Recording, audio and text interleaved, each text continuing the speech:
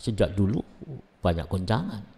Tapi kalau sudah batin, rohani manusia tergoncang, manusia akan lupa dengan dirinya, apalagi lupa kepada Sang Penciptanya.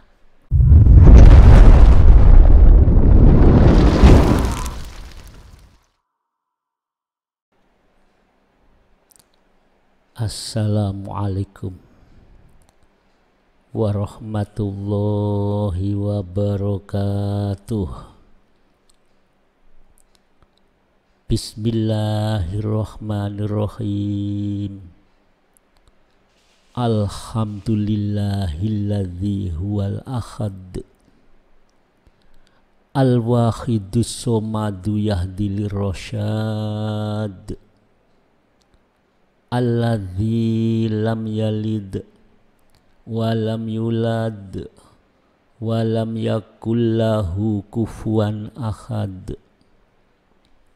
Allahumma ya aliyu ya azim, sholli ala sayyidina Muhammadin dzil qadril azim wa ala alihi wa sahbihi wa barik wa sallim wahdina wa binasiratul mustaqim.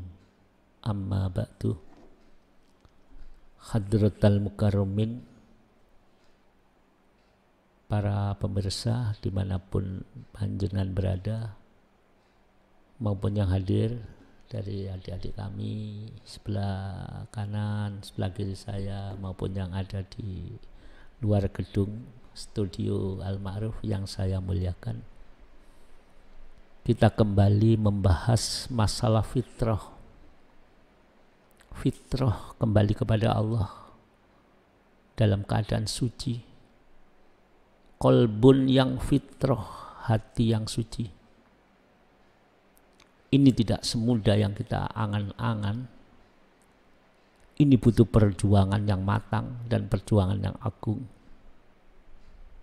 Oleh karena itu, bila Ramadan kita tidak diberi oleh Allah fitrah, gagallah hidup ini.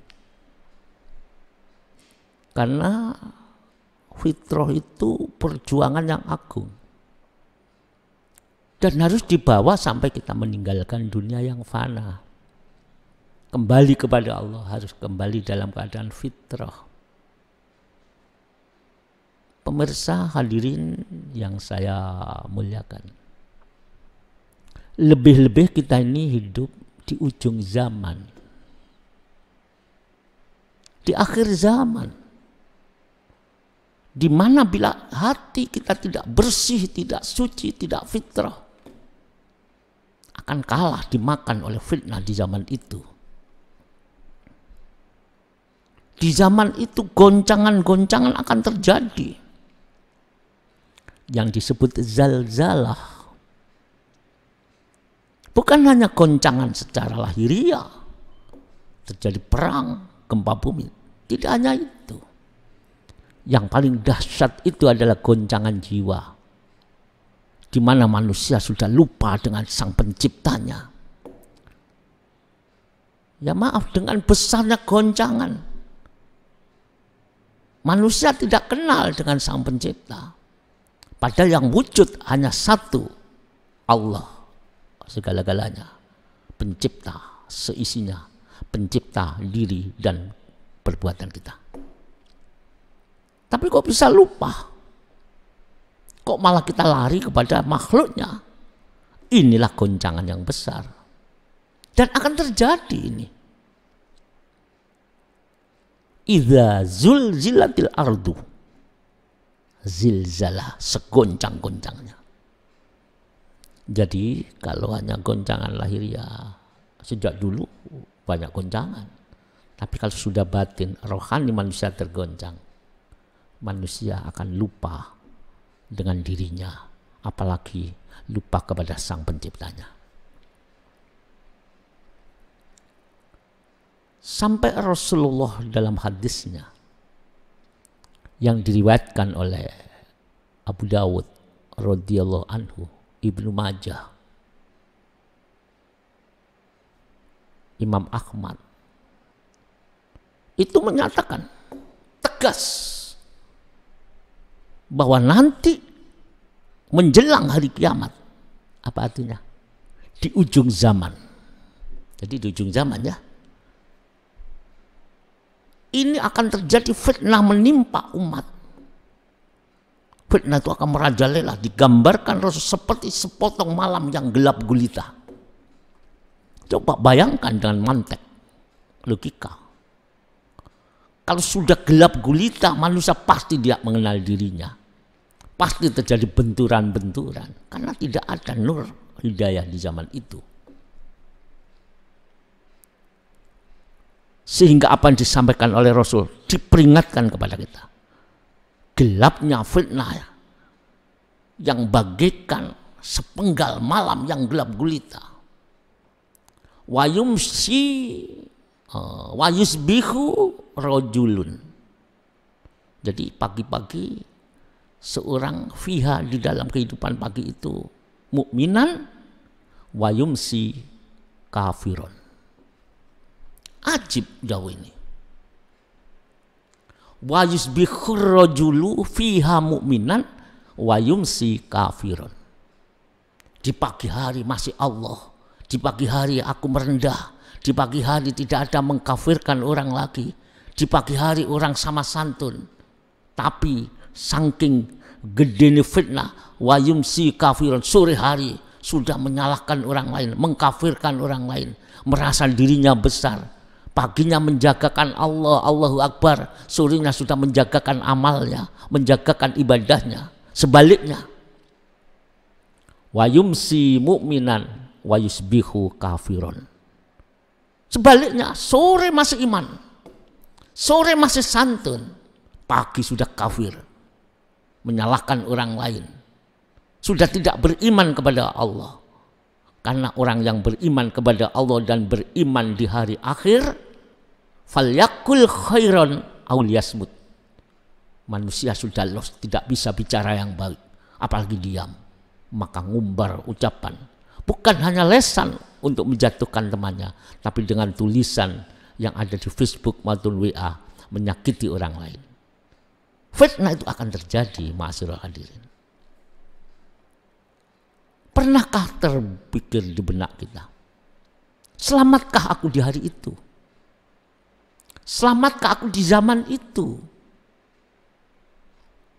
Karena ada hadis, fitnah menimpa umat la yanju minha, tidak ada yang selamat dari fitnah itu.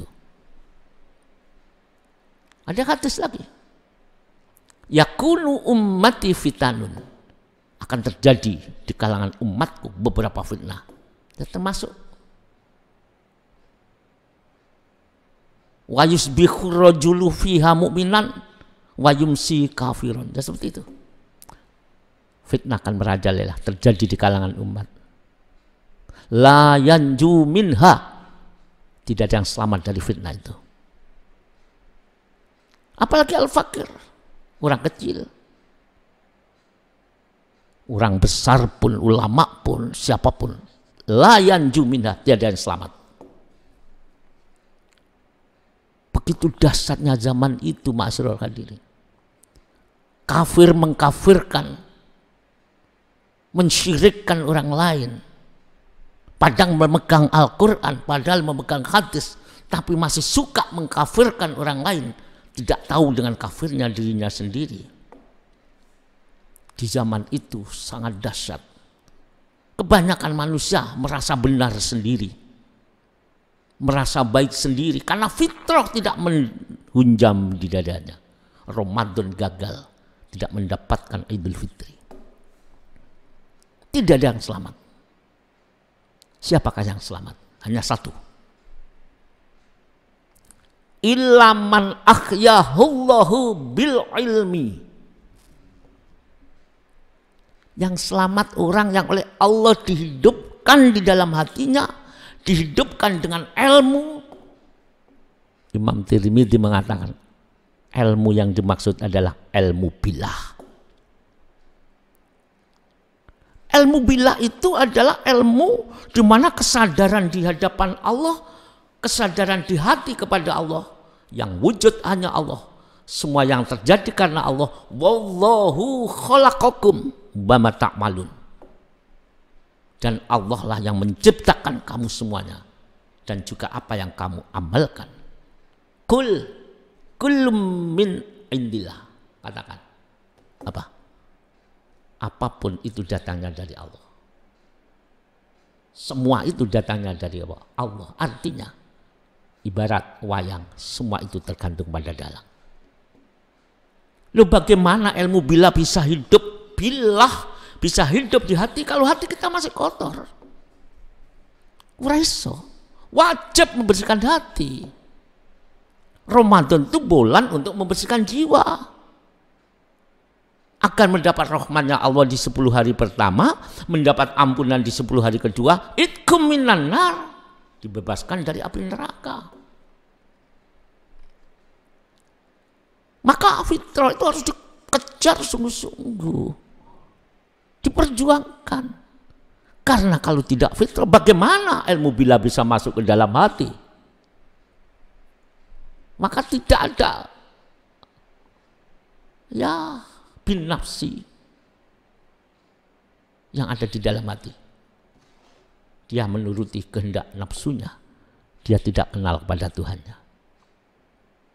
Oleh karena itu pada episode bab fitrah yang kedua yang Al-Fakir sajikan, perjuangan ini hidup di dunia, perjuangan untuk kembali kepada Allah. Fafirru ilallah, perjuangan kembali kepada Allah. Apa yang kita lihat, apa yang kita rasakan, apa yang ada, fafirru ilallah, larikan kembali. Itu adalah miliknya Allah. Siapa yang menemukan, memandang segala sesuatu, apa yang kita pandang di segala sesuatu, maka hati akan menemukan itu ciptaan, itu semua milik Allah, itu diciptakan, itu diciptakan. Alangkah indahnya hati mengingat Allah di segala sesuatu. Makanya hati kita tidak pernah tenang. Ada masalah sedikit sudah tidak tenang. Ada masalah sedikit hati sudah risau. Karena tidak ada Tuhan di hati kita, Allah tidak ada di dada kita. Padahal Allah mengatakan, ala bidzikrillahi tatma'innul qulub. Ingat, hanya dengan ingat kepada Allah, hatimu menjadi tenang.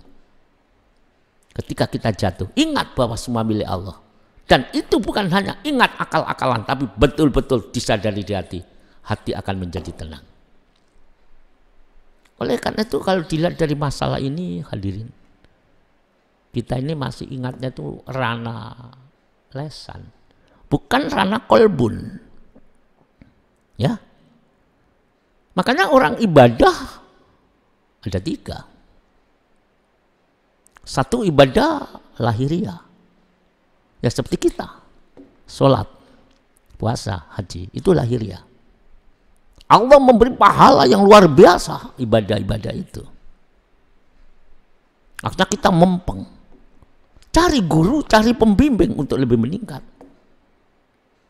Masih ada yang lebih baik dari amal lahir, yaitu menggunakan akliyah, akal. Itu namanya tafakkur. Andaikan kita ibadah setahun penuh, bahkan 70 tahun penuh, dibandingkan oleh orang yang menggunakan ibadah akliyah karena fadlnya Allah, ditolong oleh Allah menggunakan akliyah. Dia bisa bertafakur, menemukan jati diri, menemukan sang pencipta di dalam pemahaman akalnya. Dikatakan oleh Rasul itu, tafakkaru sa'ah, hanya menggunakan akal sesaat. Tafakkur, dia menemukan Allah di dalam tafakkurnya. Khairun min ibadati sabinas sana. Ini lebih baik daripada kita, saya ibadah 70 tahun. Lebih bagus nilai kualitasnya dengan menggunakan ibadah akal. Kualitasnya yang lebih tinggi. Kalau kita ibadah lahir masih kita aku. Kita ibadah lahir merasa baik. Tapi kalau sudah menggunakan akal, bertafakur, ini milik Allah, aku digerakkan Allah, maka timbul ibadah yang didasarkan kualitas pemahaman akal. Khairun min ibadati sabinas sana. Jadi besok jangan heran kalau ada orang, orang itu dulu di dunia ibadahnya biasa-biasa, tapi kok ada di surga tingkat tinggi. Karena kualitas ibadah itu sendiri. Kualitas ini menentukan.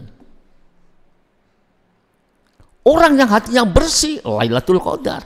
Makanya di bulan Ramadan kualitas menjaga lesan, kualitas menjaga hati, kualitas menjaga perbuatan. Ketika malam Lailatul Qadar, walaupun semalam khairun min alfi syahr, lebih baik daripada ibadah 1000 bulan.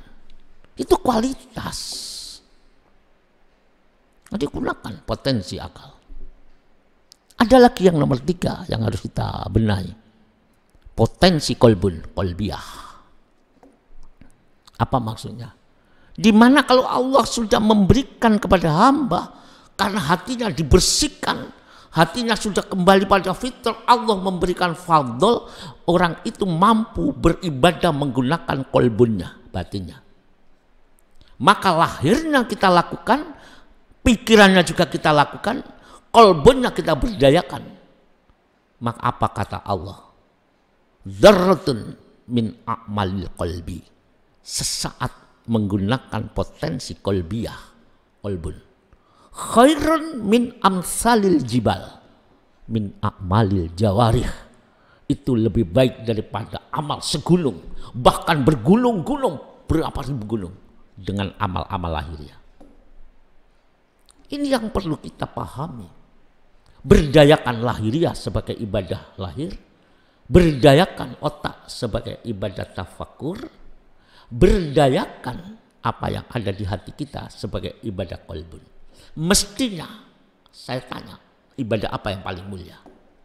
Ibadah apa yang tertinggi nilainya? Kalau itu baik, semua baik. Tapi kalau itu tidak baik akan dihitung oleh Allah.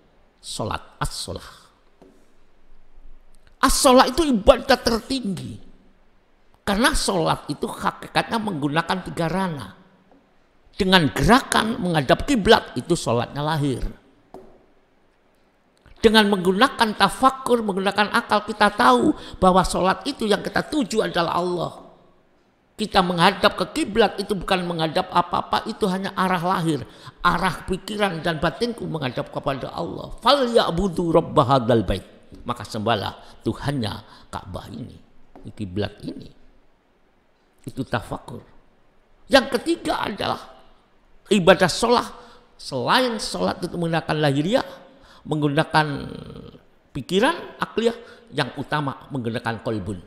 Hati sholat untuk mengingat Allah. Aqimis sholata lidzikri. Apakah kita ingat pada Allah sedangkan hati kita masih belum fitrah? Apakah kita ingat kepada Allah sedangkan hati kita kotor? Bagaimana Allah akan mentajalli, akan memberikan karunia ingat kepadanya, sedangkan rumah Allah yang ada di hatinya setiap orang mukmin masih banyak anjing-anjingnya, masih kotor seperti al-fakir di malam hari ini. Oleh karena itu fitrah kita upayakan dengan sedemikian mungkin. Cari pembimbing rohani agar bisa menuntun hati kita menjadi bersih. Bersih dari hijab-hijab, bersih dari virus-virus anania dan kesyirikan. Semoga pertemuan pada saat ini benar-benar diridhoi. Kami berharap, kami semuanya termasuk Al-Fakir, semoga dalam puasa ini benar-benar diberi fadl kembali pada fitrah. Sehingga kita meninggalkan dunia berjuang untuk Allah, menuju Allah dalam keadaan fitrah yang ujungnya husnul khotimah.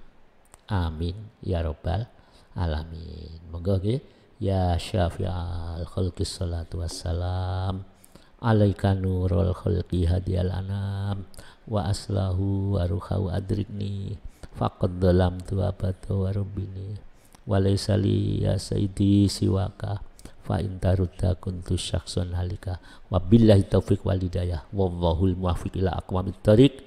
Wassalamualaikum warahmatullahi wabarakatuh.